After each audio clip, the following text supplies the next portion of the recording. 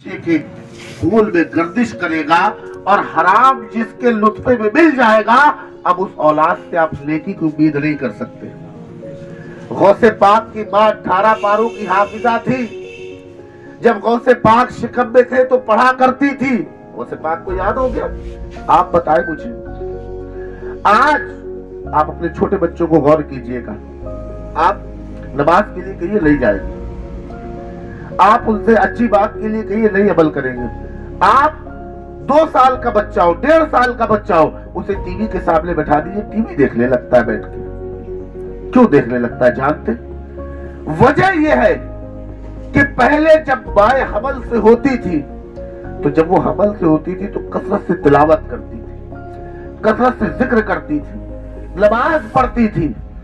उसका असर, वो आवाजें उस बच्चे के खमीर में मिल रही होती थी जो मां के शिकम में अभी गोश्त का लोथड़ा था, जिसका उस वक्त दिमाग बन रहा था, आंखें बन रही थी, दिल बन रहा था, जिस्म के तमाम आज़ा जब मां के शिकम में बन रहे थे, तो उन चीजों में जो आवाजें जा रही थी वो तिलावत कुरान की थी, वो जिक्र अस्कार था।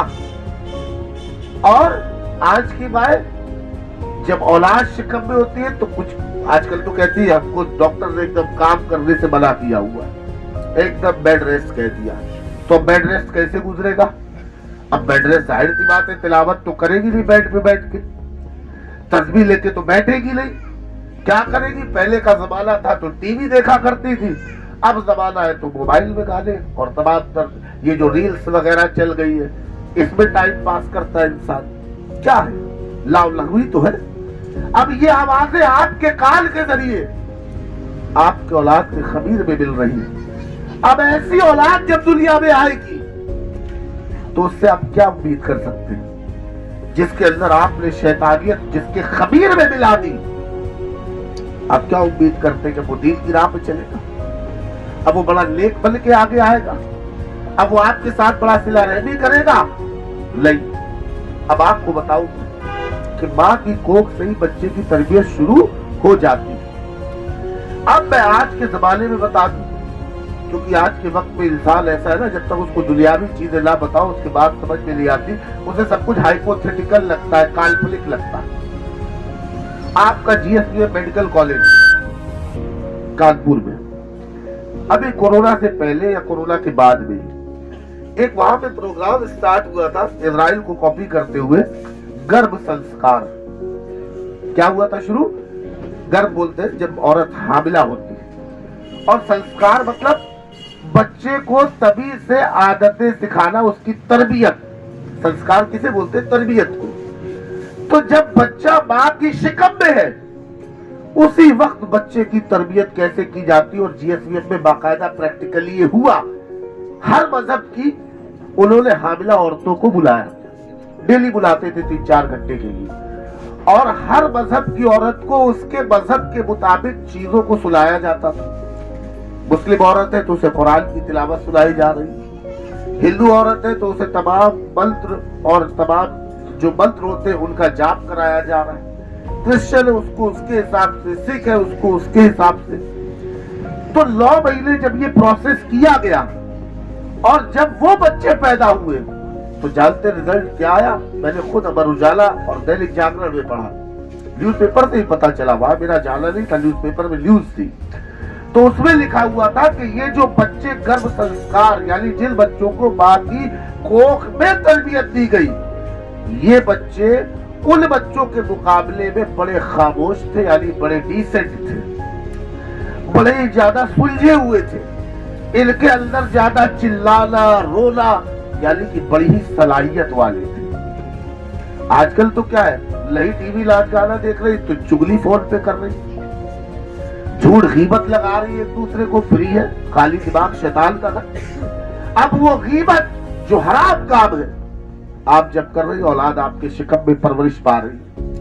अब वो झूठ बोहतान चुगली जो आप कर रही है, औलाद तरबियत पा रही है और आप उसके सामने ये कर रहे हैं। तो कहने का मकसद ये है, आप इजराइल चले जाए, जैसे यहाँ पे बच्चों के स्कूल होते हैं, प्ले स्कूल, ऐसे इजराइल के अंदर बाकायदा औरतें जब हामिला होती है उनके स्कूल है। वहां जानते उनको क्या पढ़ाया जाता है? جب عورتیں حاملہ ہوتی ہیں تو ان اسکولوں میں ان کو بلایا جاتا ہے, باقاعدہ میتھس کی پریکٹس کروائی جاتی ہے, کمپلیکس جو پرابلمز ہوتی ہیں ان کو سالو کروایا جاتا ہے. کیوں؟ کیونکہ جب ماں اپنا دماغ چلائے گی اور ان پرابلمز کو سالو کرے گی, اس کا اثر اس کے بچے پہ بھی آئے گا, اور وہ بچہ بھی اسی طریقے سے الحمدللہ اس دنیا میں آ کے اسی طریقے سے تربیت پائے گا. ہماری ماں بہنیں کیا تربیت دے رہی ہے؟ جھوٹ. ہماری ماں بہنیں کیا تربیت دے رہی ہے؟ لاج گانا.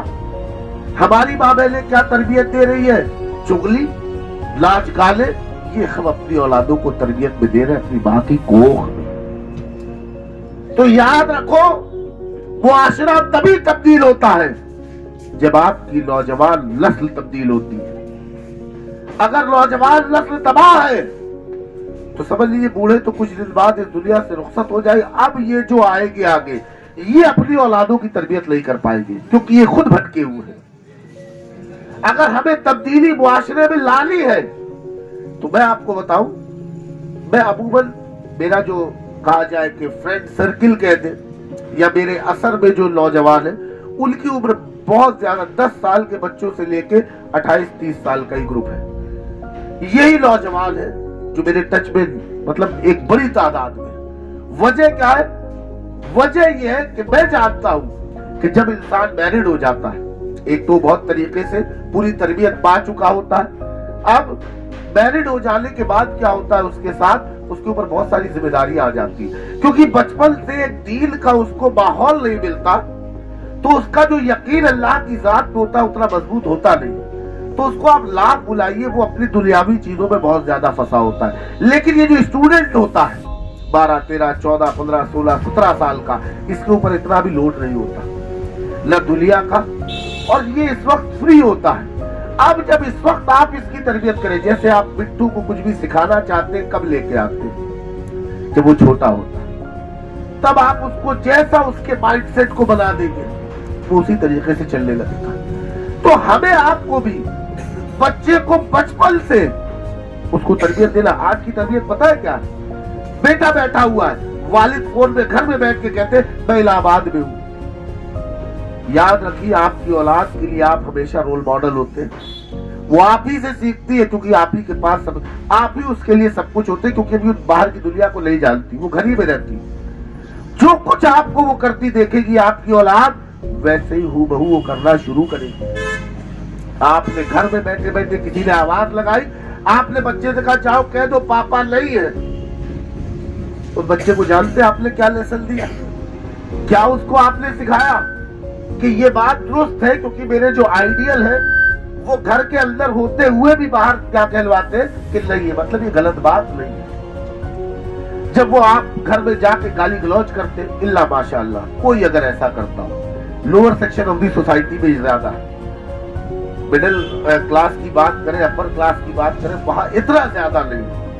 لیکن جب آپ lower section of the society میں جاتے ہیں تو وہاں پہ یہ گالی گلوچ, یہ مار پیٹ, یہ اس طریقے کی جو گھٹیا واہیات حرکتیں جس کی نہ اسلام نہ انسانیت آپ کو کہیں اجازت نہیں دیتی.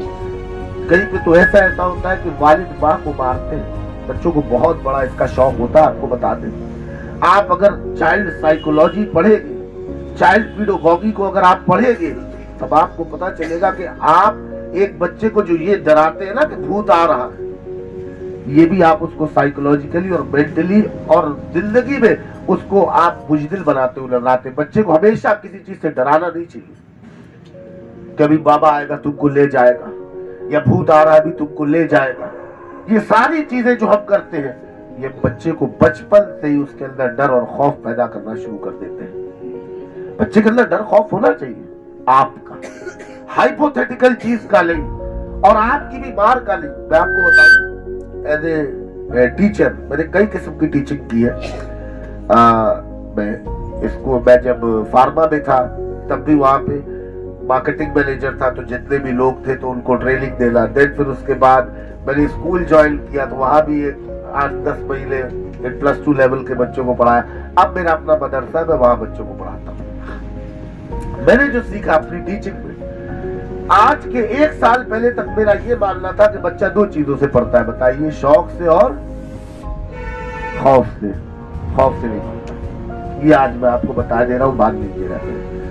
बच्चा हमेशा शौक से पढ़ता है, और आप अगर काबिल उस्ताद हैं तो आप उसके अंदर शौक को डेवलप कीजिए। खौफ से वो पढ़ता नहीं है। खौफ से तो एक रिंग के अंदर शेर भी, जहां उसको छड़ी दिखाते हैं ना इलेक्ट्रिक वाली, वो भी खड़ा हो जाता है अपने पैर ऊपर करके। बच्चा कभी खौफ से नहीं पढ़ता। खौफ से वो तब तक पढ़ेगा जब तक वो जवान या बड़ा नहीं हो जा रहा। जिस दिन वो अपने हाथ पैर का हो जाएगा, उस दिन बाद ना वो पढ़ेगा। आपने उसको चाहे कुरान पढ़ाओ, चाहे दुनियावी तालीम दो, वो फिर नहीं तवज्जो देगा, और आप कुछ नहीं कर सकते जब वो बड़ा हो जाएगा। तो बच्चे को कभी भी खौफ से नहीं पढ़ाया जाता, हमेशा शौक से पढ़ा। खौफ निगाह का होना चाहिए, मार पे तो लेवल पहुंचना ही नहीं चाहिए। इसीलिए देखिए, जितनी भी रिसर्चर हुई, सीबीएसई हो, आईसीएसई हो, फिजिकल पनिशमेंट पूरी तरीके से बैन है। क्यों उन्होंने फिजिकल पनिशमेंट को बैन किया हुआ है? कोई बेवकूफ लोग वहां नहीं बैठे, बड़े बड़े रिसर्चर्स बैठे हुए जिन्होंने पूरी की पूरी चाइल्ड साइकोलॉजी और चाइल्ड पेडागोजी में जिनकी पूरी पूरी एक्सपर्टीज है, लाइफ जिन्होंने 40-40 साल गुजार दी, उन लोगों ने इम्प्लीमेंटेशन कराया। लेकिन हमारे यहाँ क्या है? हमारे यहाँ कहते हैं खौफ से पढ़ेगा। हमने भी खौफ में बहुत मारा बच्चों को एक जमाने में, आज के 4 साल पहले। लेकिन जब देखा कि वो बच्चे का रिजल्ट क्या आया 2 साल बाद, मैंने कहा नहीं। जब मैंने देखा कि वो मार खाते खाते एकदम मजबूत हो गया, वो तो अब तो वो बिल्कुल भी नहीं बात सुनता। तो कहने का मकसद ये कि बच्चे को हमेशा समझाइए, निगाह का डर रखिए, मारिए कभी नहीं। क्योंकि मार दिया, जैसे आजकल दुनिया में नहीं होता, अब रशिया करेगा परमाणु हमला, बस वो परमाणु हमला सुनाई देता, कभी होता नहीं। ये खौफ बना हुआ है बस कि कहीं ऐसा ना हो जाए। जहां वो अपनी परमाणु पनडुब्बियां लगाता है, सारे मुल्क मिलकर मीडिएशन कराना शुरू कर देते। क्यों? क्योंकि ये खौफ है, अभी कोई किसी पर यूज नहीं करने जा रहा, सिर्फ और सिर्फ एक खौफ। तो वालिद का या माँ का, किसी एक का खौफ होना चाहिए, इतना कि जिससे बच्चा गलत राह की तरफ ना जाए। मैं ये नहीं कहता कि उसको एकदम आप ओपन कर दीजिए, एकदम उसको छूट दे दीजिए, फिर तो वो पूरी तरीके से बर्बाद हो जाएगा। आप उसको समझाने पर ज्यादा कॉन्सेंट्रेट कीजिए, आप उसके ऊपर सख्ती कीजिए, दूसरे पनिशमेंट दीजिए कि जिससे वो आपका एक ऑप्शन बचाओ कि हाँ कहीं मार ना दे। ये एक ऑप्शन हमेशा होना चाहिए, कहीं मार ना दे, और इसी उसमें बच्चा डरेगा। और जिस दिन आपने उसको मारपीट करना शुरू कर दिया, वो उसके दिमाग से जहर की चीजें उतर जाएंगी। तो अब मैं आपसे कहता हूं कि अगर आपने अपनी नस्ल को सुधारना है तो पहले अपने आप में तब्दीली ले आइए।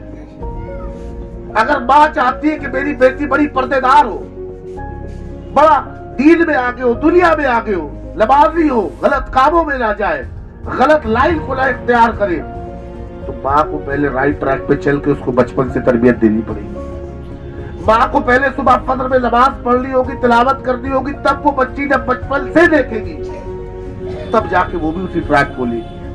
अल्लाह के रसूल सल्लल्लाहु अलैहि वसल्लम ने नहीं फरमाया कि नेक सवाले बीवी एक मोमिन की सबसे बड़ी नेमत है, सबसे बड़ी दौलत है।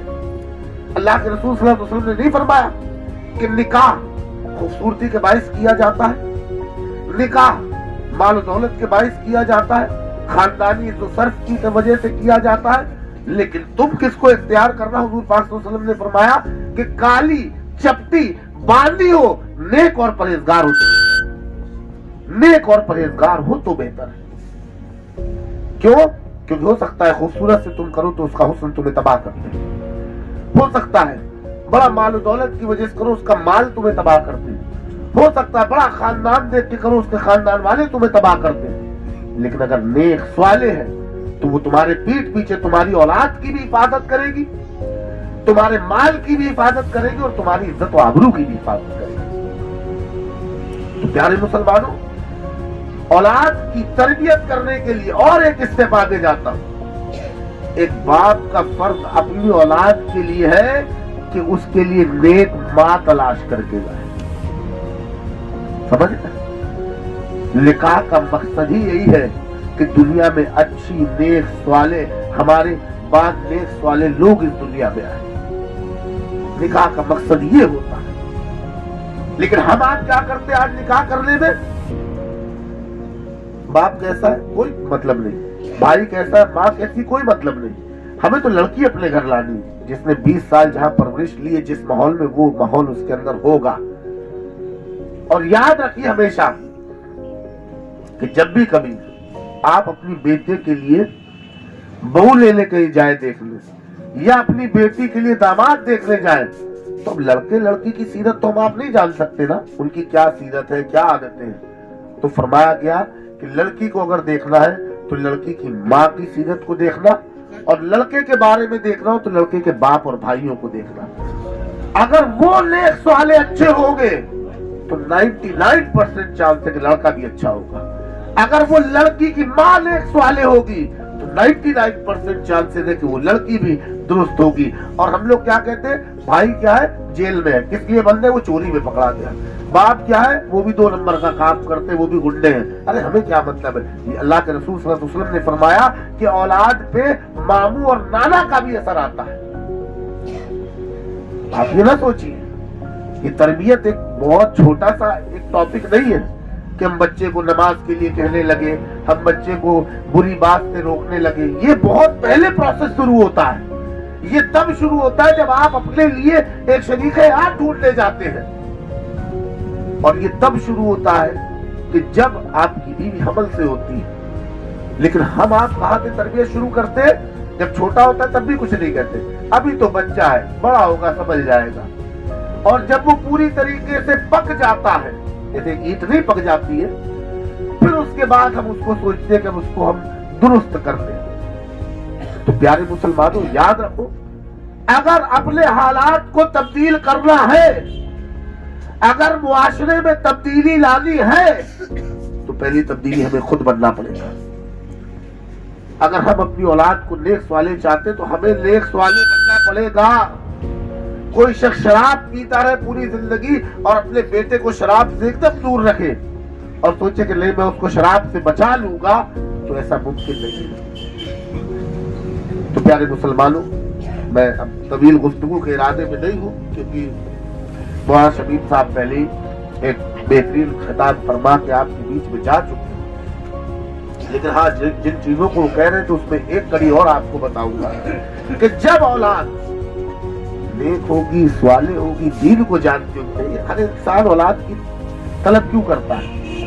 انڈیا جیسے سب کنٹیننٹ میں کیا ہوتا ہے، لوگ بیٹے کی بڑی طلب رکھتے ہیں. وجہ کیا ہوتی ہے کہ بیٹا ہوگا تو بڑھاپے میں سہارا بنے. تو یہی تو کانسیپٹ غلط ہے. سارا تو اللہ کی ذات بنتی ہے، اور وہ کس کو کب بنا دے گی ہم آپ نہیں جانتے، یا اس عمر تک ہم جائیں گے بھی یا نہیں جائیں گے یہ بھی ہمیں نہیں معلوم کہ بیٹا ہم کو ہماری ساتھ. بہت سارے ایسے لوگ ہوتے ہیں جو 40 سال 45 سال 30-35 سال یا بچے 2-3-4 سال کے اور اس دنیا سے رخصت ہو جاتے ہیں. اب وہ بیٹے کی جو طلب کی، اب کہاں بڑھاپا آیا جو بیٹا بڑھاپے میں ساتھ دیتا. مقصد یہ آتا ہے کہ اگر ہم چاہتے ہیں کہ یہ ہماری اولاد جیسے ہم نے ان کے ساتھ بچپن میں سلوک کیا ہے، یہ اولاد ہمارے ساتھ بڑھاپے میں وہ سلوک کرے، تو اس کے لیے اللہ کے رسول صلی اللہ علیہ وسلم نے جو فرمایا ہے اولاد کی تربیت کے لیے، تو پہلی چیز یہ ہے کہ جب اولاد پیدا ہو تو اس کا نیک، اس کا بہترین نام رکھے. بہترین نام رکھے. نام کا اثر انسان کی پرسنالٹی پہ ہوتا ہے. میرا نام ہے صلاح الدین، دین کی صلاحیت رکھنے والا. اس کا اثر میرے اندر آیا. اب اگر کوئی پپو، راجو، گڈو، ببلو یہ سب نام رکھ دے تو ان ناموں کا کوئی مقصد نہیں ہوتا.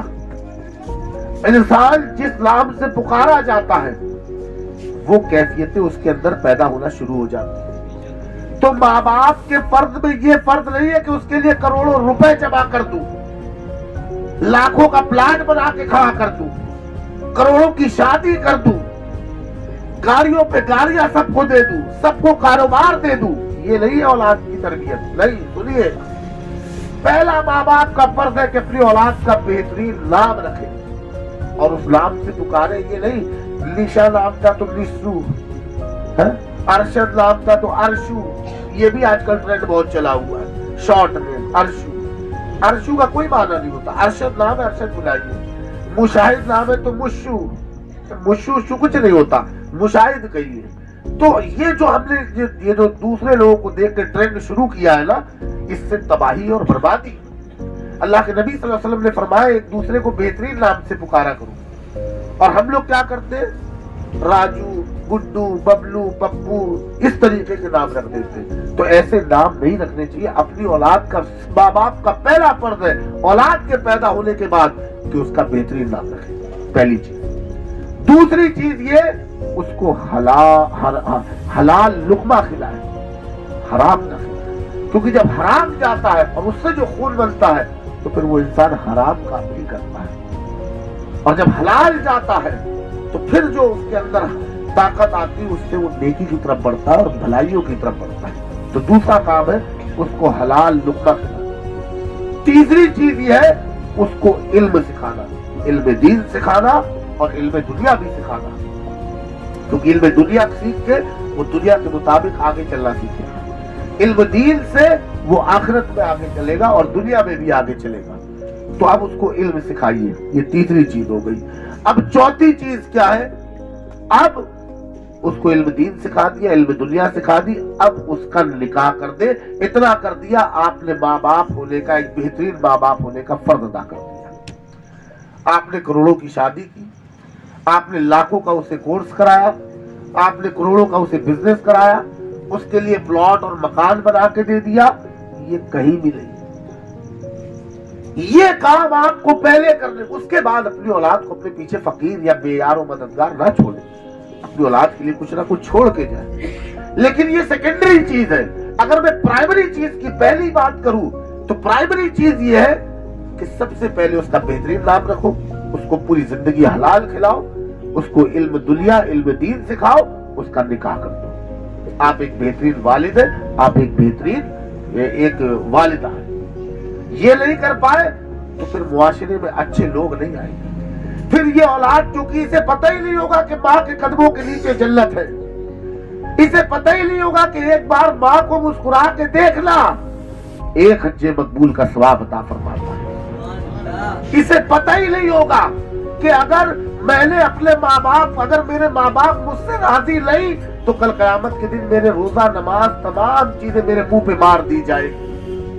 तो जब ये जानता ही नहीं होगा तो ये आपको राजी क्यों करेगा? जब इसके ज़हन में ये होगा कि मेरी नमाज रोजा सब कुछ तबाह हो जाएगा अगर मेरे माँ बाप मुझसे राजी नहीं, तो पहले अपने माँ बाप को राजी करने में लगेगा।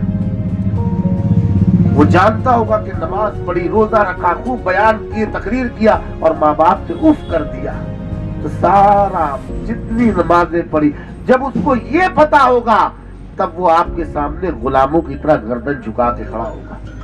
और जब उसको ये नहीं पता होगा तो उसका आलम ये होगा कि वो आपके सामने 14-15 साल की ही उम्र हुई होगी, वो आपके सामने गुर्राता हुआ और आंखें दिखाता हुआ नजर आएगा। अभी आपको बताऊं, अभी 4 दिन पहले हमारे घर के पास की बात है, माँ बेटी लड़ी जरा सी बात पे, कुछ खाने की बात थी, खाने की बात रियल फैक्ट है। माँ से बहुत ज्यादा लड़ाई हुई लड़की की, माँ नीचे घर से उतर गई, लड़की ने दरवाजा बंद किया, फांसी पे लटक गई, मर गई, हराम मौत मर गई। क्यों मर गई? क्योंकि उसे पता ही नहीं था कि हराम मौत मरने के बाद होता क्या। उसे पता ही नहीं था, वो जो माँ से लड़ रही थी ना, उसे पता ही नहीं था कि माँ बाप से उफ करने की, उनसे आवाज को ऊंचा करने का हुक्म नहीं है। अगर उस बच्ची को ये पता होता तो कभी माँ में बेटी में कभी लड़ाई ना होती, कभी माँ और बेटी लड़ती ना, कभी ये नौबत ना आती। तो हमने अपनी औलादों को, क्योंकि तरबियत नहीं थी, हमने अपने फराइज को पूरा नहीं किया। हम समझते औलाद को अच्छा खिला दिया, अच्छा पहना दिया, अच्छे स्कूल में नाम लिखवा दिया, उसने जो बाइक मांगी वो दिला दी, उसने जो मोबाइल मांगा वो दिला दिया, उसने जिस चीज की डिमांड की हमने पूरी कर दी। मैं दुनिया का सबसे अच्छा वालिद हूं। नहीं, आप सबसे बुरे वालिद हैं अगर आपने इन 4 कामों में से एक काम भी नहीं किया। और जब आप इन कामों को पूरा कर लेंगे तो अब ये जो औलाद होगी ना, ये इंशाल्लाह, बात हो रही थी साले सवाब की ना, ये 5 वक्त नमाज पढ़ने के बाद, मैं आपको हकीकत बता दूं, मेरी वालदा के इंतकाल हुए 10 साल पूरे हो चुके और आज भी 5 वक्त नमाज के बाद मैं उनके लिए बख्शिश और मग़फ़िरत की दुआ करता हूं। 10 साल से 5 वक्त अपनी माँ की बख्शिश की दुआ करता हूं और आज मैं जो कुछ भी बोल रहा हूं इसका सवाब मेरी माँ को भी मिल रहा होगा, क्योंकि आज ये उनकी तरबियत और उनका दूध है। کہ آج میں آپ کے بیچ میں بیٹھ کے اللہ اور اس کے رسول کا ذکر کر رہا ہوں. اس کا ثواب تو کہا گیا ثواب جاریہ صرف کنواں کھدوانا ہی نہیں، درخت لگانا ہی نہیں، نیک صالح اولاد بھی ثواب جاریہ. آپ اس دنیا سے چلے جائیں گے، وہ نیک اولاد جب تک اس دنیا میں اللہ کا ذکر کرے گی اور نیکی کا کام کرے گی، اس کا ثواب آپ کو ملے گا. تو اگر آپ چاہتے ہیں کہ آپ کی اولاد آپ کے ساتھ بہترین صلہ رہے تو صرف دنیا نہیں، دونوں چیزیں تھیں. میں کبھی نہیں کہتا کہ دنیا سے دور رہو، کیونکہ اگر صرف دنیا دی تو بھی تباہ برباد ہو جائے گا، کیونکہ اسے پتہ ہی نہیں ہوگا کہ اس دنیا کو استعمال کیسے کرنا ہے. اور صرف دین دیا تو کامیاب رہے گا، لیکن دنیا میں کہیں کہیں تو اسے تھوڑی سی دقتیں اٹھانی پڑے گی. تو ان دقتوں کو دور کرنے کے لیے اسے دین اور دنیا دونوں کی ماڈرن ایجوکیشن بھی دے اور جو ٹریڈیشنل ایجوکیشن ہے وہ بھی اس کو دے. تو کہنے کا مقصد یہ تھا پیارے مسلمانوں، اگر آپ چاہتے ہو کہ آپ کے مرنے کے بعد آپ کی اولاد آپ کے لیے صالح ثواب کرے، آپ کے مرنے کے بعد آپ کی اولاد آپ کے لیے دعائیں مغفرت کرے، تو یہ ایک دن میں درخت نہیں نکلتا، اس کے لیے اس بچے کی بچپن سے تربیت کرنی پڑتی. تو الحمدللہ آج یہ جو محفل سجی، آپ بتائیے کتنے گھروں میں انتقال نہیں ہوتا ہے نا، کہیں جلسے سنے. اب یہ ان کے والدین، یہ ہمارے اشفاق بھائی کے والدین کا یہ تربیت تو ہے کہ جہاں سے ان کے ذہن میں آیا کہ نہیں، ہم نے کیا کرنا ہے، ہم کو بیان کروانا ہے. بھائی سب لوگ کیا کیے، کھانا لگ گیا، فاتحہ ہوئی، ختم بات، سب نے کھایا پیا چلے. لیکن یہ کیا ہوتا ہے، یہ ان کے مرحوم والدین کی ایصال ثواب کے لیے جو محفل رکھی گئی، اس میں یہ جو اللہ اس کے رسول کا ذکر ہو رہا ہے، اس کا ثواب بھی. تو آج کل آپ دیکھتے ہو کہ لوگ رجگے کرتے ہیں، ناچ گانے کرتے ہیں شادی براتوں میں. یہ رجگے نہ کر کے اگر ایسے ہی دین کی محفلیں سجائی جائیں اور لوگوں کو بتایا جائے کہ شادی کا کیا طریقہ ہے، تو انشاءاللہ معاشرے سے بہت ساری خرابیاں ختم ہوتی ہوئی نظر آئے گی. تو پیارے مسلمانوں، بس اللہ کی بارگاہ میں یہی دعا ہے کہ جیسے آج یہ محفل سجی تو کہیں نہ کہیں اشفاق بھائی کے والدین کی تربیت ہے کہ جو آج ان کے ذہن میں چیزیں آئی اور انہوں نے اس محفل کو سجایا، تو اللہ اس کا اجر انہیں اس دنیا سے جانے کے بعد بھی عطا کرے گا.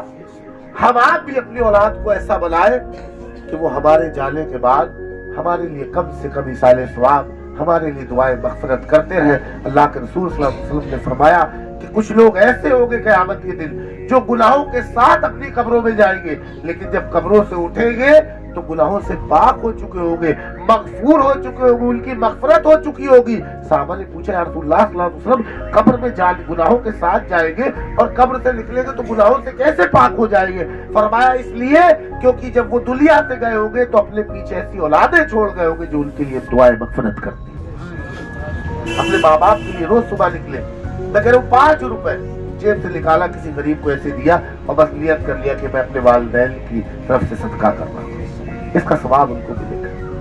تو اس لیے اگر ہمیں اپنے معاشرے میں برائیوں کو ختم کرنا ہے تو ہم کو پہلے اپنے آپ کو تبدیل کرنا ہے، پھر اپنے گھر کے ماحول کو بدلنا ہے، اپنی اولادوں کو بہترین تربیت دینی ہے.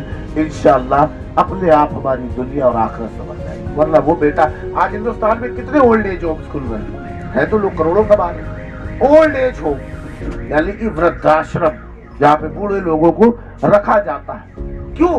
کیونکہ بڑھاپے میں اپنے ماں باپ کو نہیں رکھ پا رہے، جبکہ ماں باپ نے ان کو بچپن میں کس طریقے سے سنوار کے رکھا ہے، کیونکہ ان کو تربیت نہیں دی. تو اللہ تعالیٰ ہمیں آپ کو اپنی اولاد کی بہترین تربیت کرنے کی توفیق عطا فرمائے اور ہمارے اشفاق بھائی کے مرحوم والدہ محترمہ اور والد محترم کے درجات میں بلندی عطا فرمائے، ان کی بخشش اور مغفرت فرمائے اور ان کی اولادوں کو ان کے لیے کثرت سے ایصال ثواب کرنے کی، ان کی طرف سے صدقہ خیرات کرنے کی توفیق عطا فرمائے. وما علینا الا البلاغ، استغفر اللہ ربی من کل ذنب واتوب الیہ. حق لا الہ الا اللہ محمد رسول اللہ. یا نبی سلام علیکہ، یا رسول سلام علیکہ، یا حبیب سلام علیکہ، صلوات اللہ